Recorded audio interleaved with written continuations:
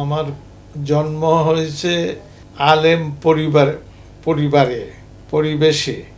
দাদা বড় আলেম, আব্বা বড় আলেম, আলহামদুলিল্লাহ। সেই জন্য আমাদের মাদ্রাসাও ভোলায় মির্জা কালু মাদ্রাসা, সিনিয়র মাদ্রাসা, ফাদেল মাদ্রাসা, এই মাদ্রাসা আমি প্রাথমিক পড়াশোনা করি আলহামদুলিল্লাহ। তো এই জন্য মৌলিক কোনো অসুবিধা হয়নি।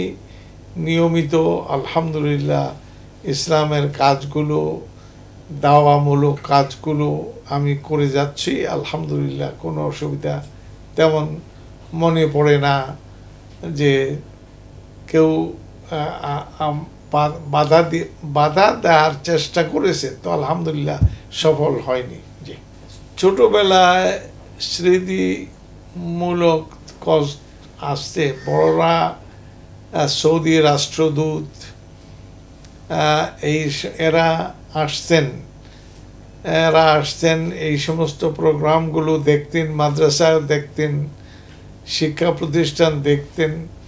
তখন আমি আলহামদুলিল্লাহ ছোট হলেও অ্যাক্টিভ ছিলাম আলহামদুলিল্লাহ। তাদের স্নেহ পেয়েছি, তাদের আদর পেয়েছি, তারা দোয়া পেয়েছি।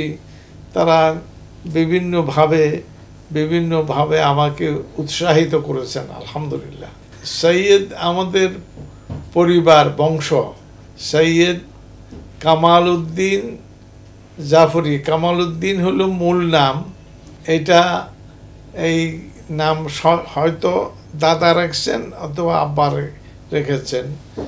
আর জাফরি হলো ওই আবু জাফর, আমার আব্বা বড় আলেম ছিলেন, সেই জন্য তার এই স্মৃতিটা আমি রেখে দিয়েছি। এইভাবে জাফরি ইন্তেসাব করে আমি জাফরি লাগিয়ে রেখেছি আলহামদুলিল্লাহ, যাতে করে মানে বুঝে যে এর পিছনে একজন বড় আলেম আলহামদুলিল্লাহ আছেন।